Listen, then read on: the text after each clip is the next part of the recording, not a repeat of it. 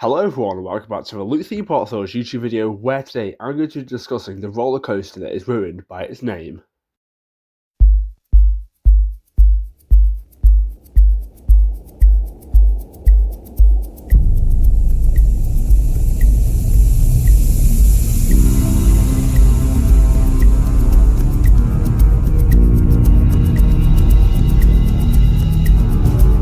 When you hear the name Nemesis Inferno, you might think of the being of a vertical coaster at Thorpe Park.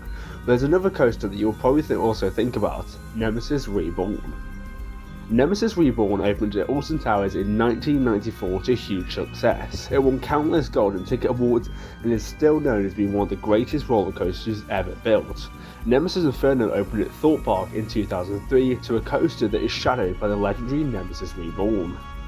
Nemesis Inferno and Nemesis Reborn are always compared with each other, due to them both being the only two being vertical coasters in the entire UK, but also their names. They are very recognisable and most people know of the Nemesis brand, but due to Nemesis Reborn opening 9 years prior to huge success, Nemesis Inferno was always forgotten. So let's talk about the ride experience for Nemesis Inferno to see if it gets the hate it deserves. You enter into the jungle, a huge contrast to Nemesis Reborn in Forbidden Valley. The queue line starts in the jungle with various counterpens, but you get incredible views of the coaster flying above and around you. After the queue, you climb up to the volcano. This offers views over the entire Thorpe Park and of the ride itself, really building you up to the ride experience. You then enter into the station, and wow, it's not impressive. Due to the nature of this video, let's just quickly compare the stations of both Nemesis Inferno and Nemesis Reborn. Nemesis Inferno is a literal shed with no theming whatsoever, whilst Nemesis Reborn is themed with music, lighting and audio inside the stomach of the Nemesis creature. But what are the positives? Well, there's only one, the front row queue. Whilst bigger and inverted coasters are better at the back, sometimes you can't beat a front row ride on both Nemesis Reborn and Nemesis Inferno. I do love a front row ride on both these coasters, and it's nice to choose at the row if you like. Sometimes you can't do on Nemesis Reborn. So once you board, you dispatch. It's unique to most being vertical coasters out there. Most of them go straight up the lift hill, but Nemesis Inferno has a pre-lift section. You dive into the tunnel underneath the volcano, and if it's filled with smoke, it can be extremely fun. You then climb the 95-foot lift hill of Nemesis Inferno, again one of the shortest being vertical coasters out there, but the ride still packs a punch.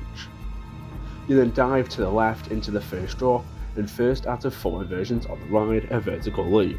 This is also where you've reached the ride's top speed of 50 miles per hour. Now, I'm going to be honest, this isn't the most original elements on a being a vertical coaster in the world, but I think it's a very good way to start the ride, especially on the back row.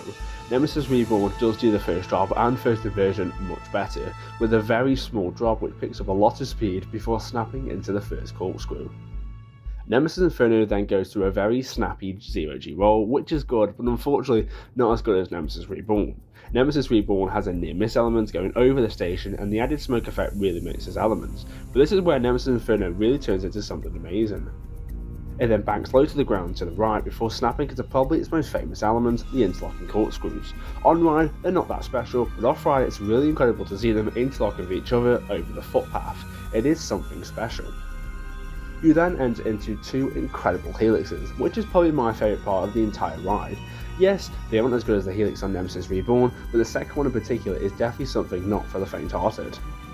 So why does Nemesis Inferno get so much hate? Well, it comes down to the name. It's a great coaster, but because Nemesis Reborn was so popular before Nemesis Inferno was even a concept, many people forget about Thorpe Park being a vertical coaster. Maybe they should have just called it Inferno instead.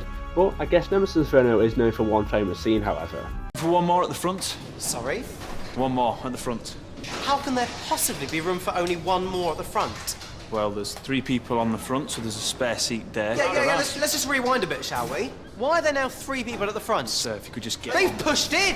We've spent over an hour queuing specifically for the front, and they've pushed in! Sir. Get them off! Get them off and make them move! If you have enjoyed, make sure to like and subscribe. Follow me on Instagram at Loot Theme Park Thrills. I've been Luke, goodbye.